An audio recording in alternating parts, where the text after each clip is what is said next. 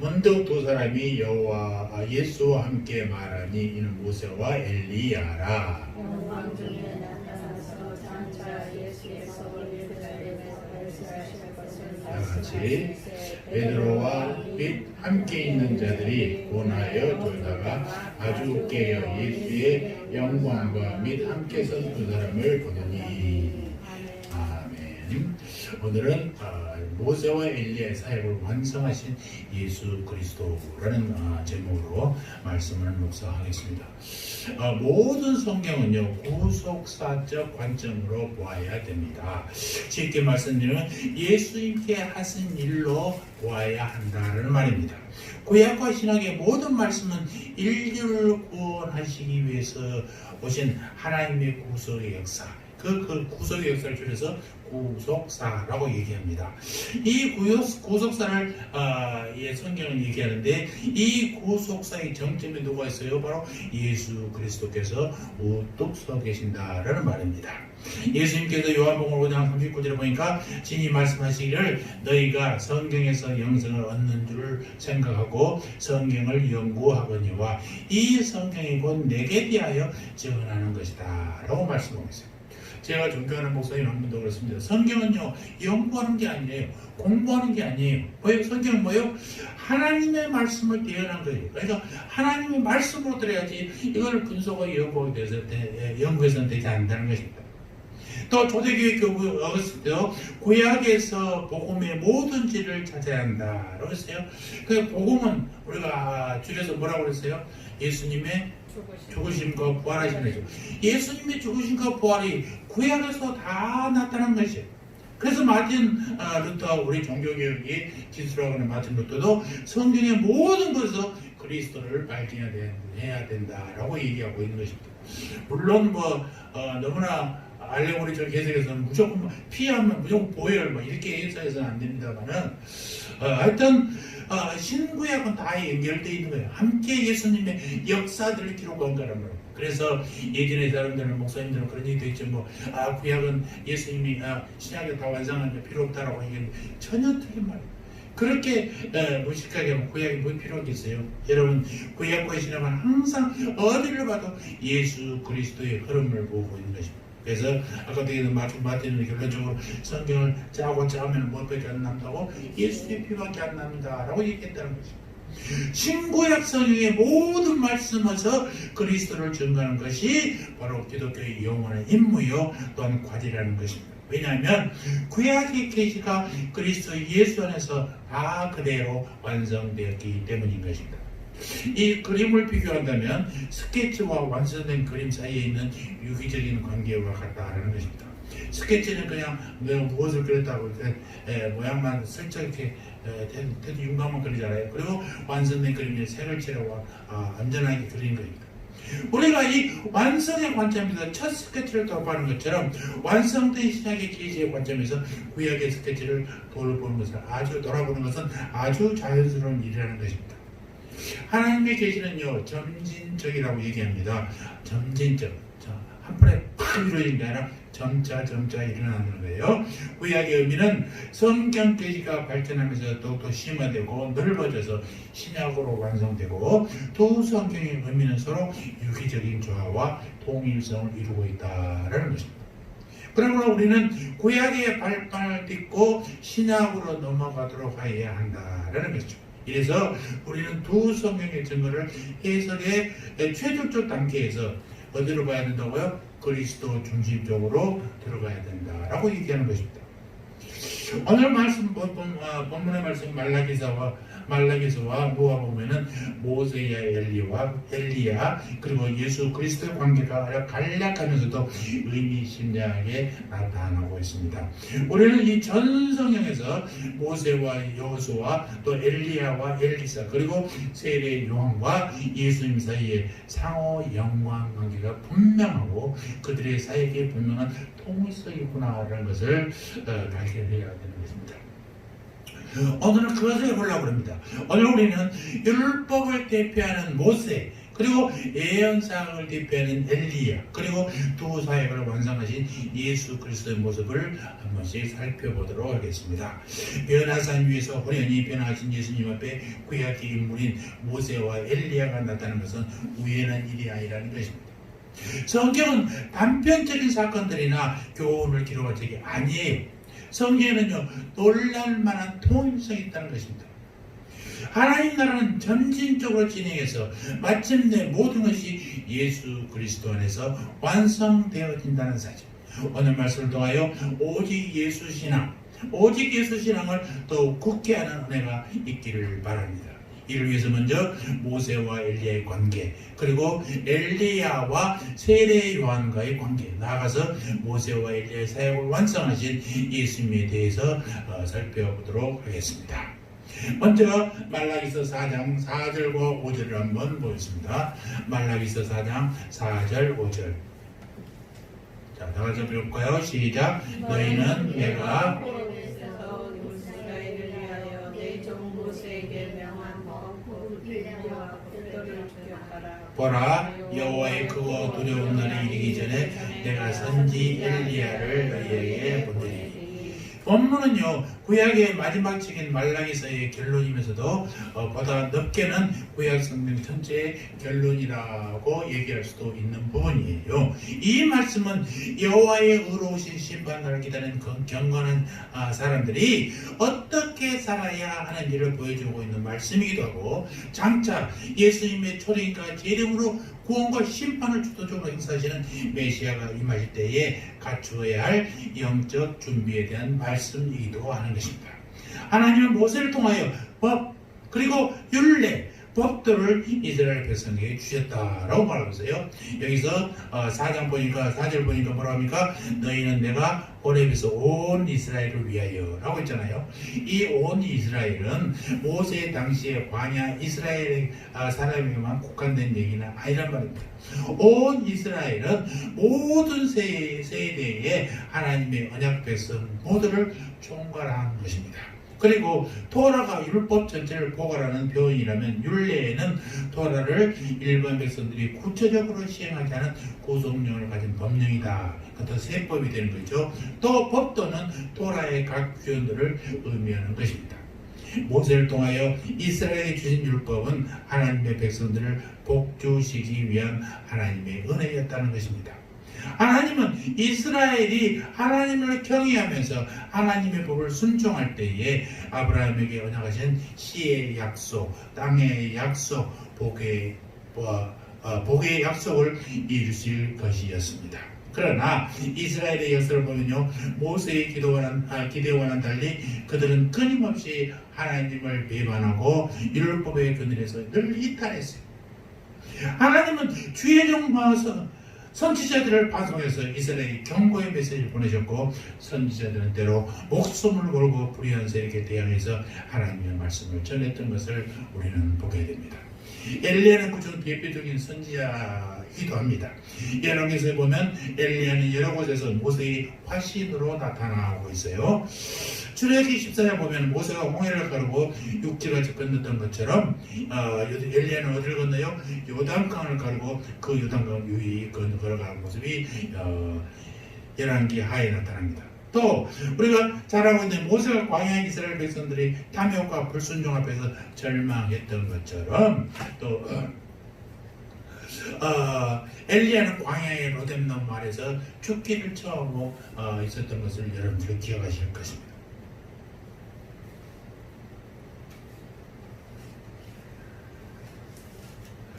또 모세가 40주야를 삼위에서 지내는 것처럼 엘리야도 40주야에 걸쳐 광야를 걸어 시내산에 이르렀던 것을 기억하시죠. 그리고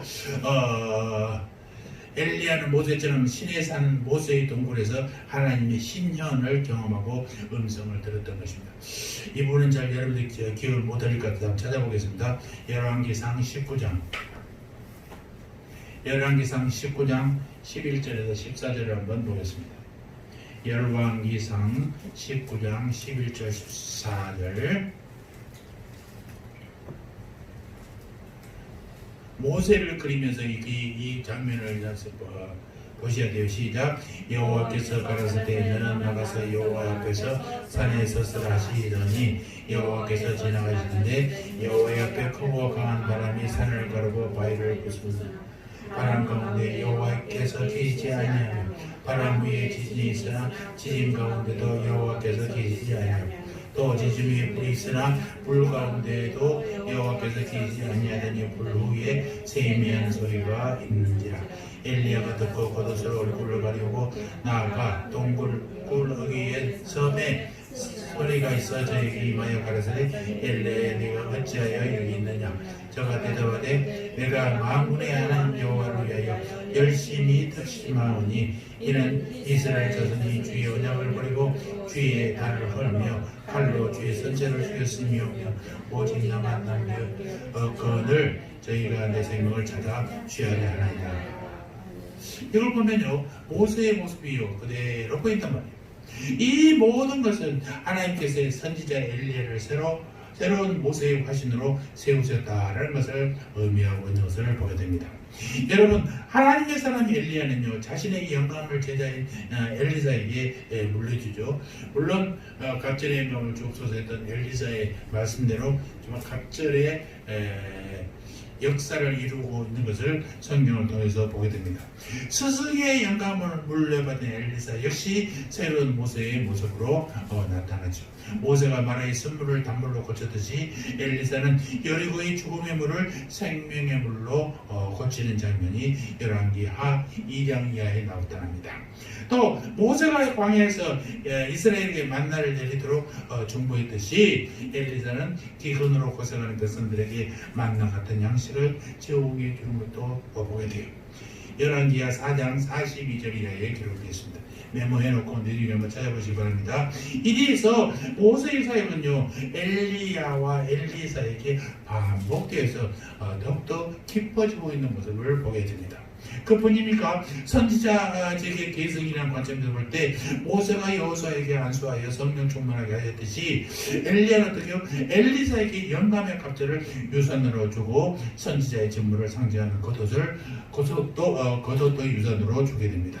두 선지자의 계승 이야기에서 흥미로운 점은 하나님께서 원래 엘리야에게 맡기신 일 가운데 아람 장군 하사엘과 북이스라엘 장군 에후에게 기름 부어 왕을 세우는 일을 제자인 엘리사가 수행함으로써 스승의 사명을 제자가 성취하게 되는 모습을 보게 되죠. 여러분 이거 성경의 흐름을 쭉 보시기 바랍니다. 하나님의 사역은 사람이 바뀌더라도 거침없이 이루어가고 있다는 사실입니다. 열왕기의 본문에서 엘리야와 엘리사의 사역에는 거의 완벽한 사역의 일치가 이루어져요. 열왕기상 17장 엘리야가 3년 기근 중에 사르밧 과부에게 병의 기름이 끊어지지 않는 기적을 베풀어 주었듯이 엘리사는 한 선지자의 과부에게 끊어지지 않는 기름의 기적을 베풀어 모든 부재를 갖게 하고 있는 장면을 보게 됩니다. 또 열왕기상 17장 22절에 보면 엘리야가 사르밧 과부의 죽은 아들을 중보기도로 살려내듯이 열왕기하 4장 34절에 엘리사는 수넴 여인의 죽은 아들을 중보로 살려내는 장면이 나와요.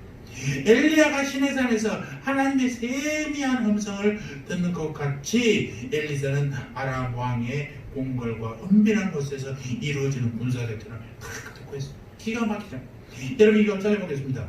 열왕기하 6장 8절에서 10절.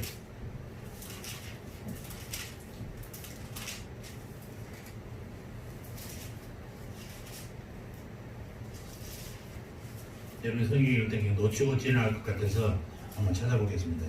열왕기하 6장 8절 10절을 읽어봅니다. 시작. 때에 아람 왕이 이스라엘로 더불어 싸우며 그 신복들과 의논하여 이르기를 우리가 아무 진을 치시라 하였더니 하나님의 사람이 이스라엘 왕에게 기도하여 가로되 왕은 성과 아무것도 지나가지 마소서. 아람 사람이 그곳으로 나오나이다. 이스라엘 왕이 하나님의 사람의 자기에게 보하여 경계한 곳으로 사람을 보내어 강구하기가 한두 번이 아니니라. 이 부분을 잘 읽어보셔야 됩니다. 지금 아람 왕이 이스라엘과 어떻게 싸우겠다, 어떻게 진을 치어야 되겠다고 어디서 겠어요? 아람의 왕의 궁전에서 또 은밀한 작전실에 있을 거 아니에요? 그런데 구절에 보니까 어떻게 해요? 하나님의 사람이 이스라엘 왕에 기별하여 어떻게 들었단 말이에요? 아람 왕의 은밀한 작전실에 하는데 하나님의 사람이 다 듣고 있는 거 기가 막힌 일이잖아요. 군사작전을 다 이뤘어요. 그런데 10절에 뭐라고 해요? 이런 것이 한두 번이 아니었다는 것입니다. 기가 막힌 하나님. 그뿐 아닙니다. 엘리야는 하나님이 버리신 불만과 불수레를 타고 승천하였던 것이 열왕기하 2장에 나타나죠. 그런데 엘리사는 하나님이 보내어 도단성을 에워싸게 한 불만과 불수레로 보호받았습니다. 두 선지자는 모두 이스라엘의 전차와 기병으로 불림을 받았던 사람들이, 성도 여러분, 우리 하나님은요 이스라엘 백성을 위해서 모세를 보내시고 엘리야 같은 선지자들을 계속해서 보내셔서 하나님의 약속, 우리에게 이루고자 하시는 하나님의 약속을 이루어 가시는 하나님의 모습을 오늘 성경을 통해서 보게 되는 것입니다. 우리는요 이 모세의 화신으로 보냄받는 엘리야와 엘리사의 모습과 사역을 통해서 언약을 성취해 나가는 하나님의 사역 패턴을 발견하게 되는 것이죠. 수백 년을 사이에 둔 그들의 사이에는 분명히 통일성이 있다는 것입니다. 우리의 믿음은 단순히 신학에 이루어진 한 사건에 근거한 것이 아닙니다. 이처럼 장구한 세월을 거쳐서 하나님의 열심으로 줄기차게 이루어진 구원의 역사, 그리고 그 역사의 정점에 우뚝 선 예수 그리스도, 그러므로 우리의 믿음 오직 예수 신앙이 되어야 된다는 것이 분명하다는 것을 성경은 계속해서 얘기하고 있는 것입니다. 자, 또 두 번째 5절을 봅시다. 5절. 엘리야의 화신으로 나타난 세례 요한을 보게 됩니다. 말라기 4장 5절 시작. 보라, 여호와의 크고 두려운 날이 이르기 전에 내가 선지자 엘리야를 너희에게 보내리니. 선지자 엘리야를 다시 보낸다는 얘기잖아요. 구약의 마지막 선지자 말라기가 엘리야가 다시 올 것이다 라고 예언을 마치고 있어요. 여기 장차 올 엘리야는 모세의 후예입니다. 인간 사회 갈등의 축도, 인간 사회가 가장 작은 사회가 뭐예요? 가정의 가정, 부모와 자식 간이에요. 이 부모와 자식 사이에 참된 화해를 이룰 것이다 라고 말씀하고 있는 것입니다. 그런데 장차 올 엘리야가 과연 누구냐? 구약의 예언을 구속사적 관점에서 추적하고 있는 누가는 누가복음 초대에서 말라기의 예언이 세례 요한에서 성취되고 있음을 분명히 말하고 있어요. 자, 누가복음 1장 13절을 한번 찾아봅시다. 다 같이 한번 읽습니다. 시작. 천사가 일러가로되 자가라여 무서워 말라, 너의 간구함이 들린지라. 네 아내 엘리사벳이 내게 아들을 낳아주리니 그 이름을 요한이라. 17절도 볼까요? 시작. 저가 또 엘리야의 심령과 능력으로 주 앞에 앞서가서 아비의 마음을 자식에게 거스르는 자를 의인의 슬기에 돌아오게 하고 주를 위하여 세운 백성을 예비하리라. 예수님께서도 세례 요한이 헤롯에게서 감옥에 갇혔을 때 요한의 사역과 임무에 대해서 분명히 말씀하신 것이 마태복음에 나옵니다. 오늘 거기도 잘 보겠습니다. 마태복음 11장 12절 14절입니다. 마태복음 11장 12절 14절.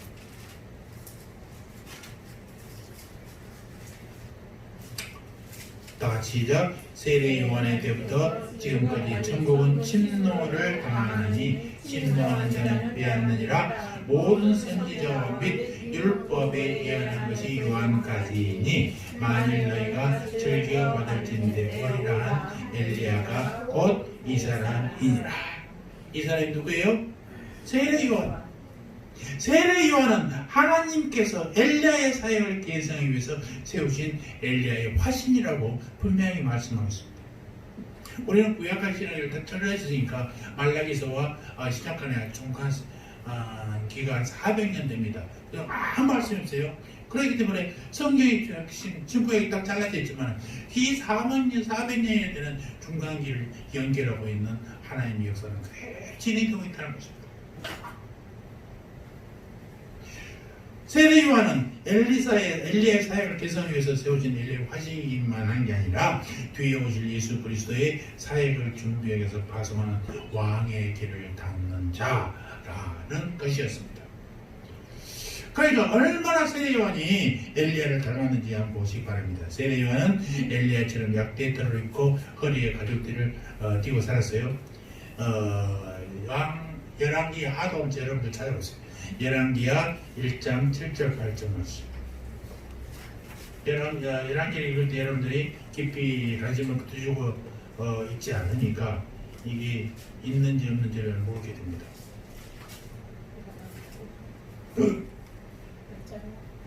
열왕기하 1장 7절 8절.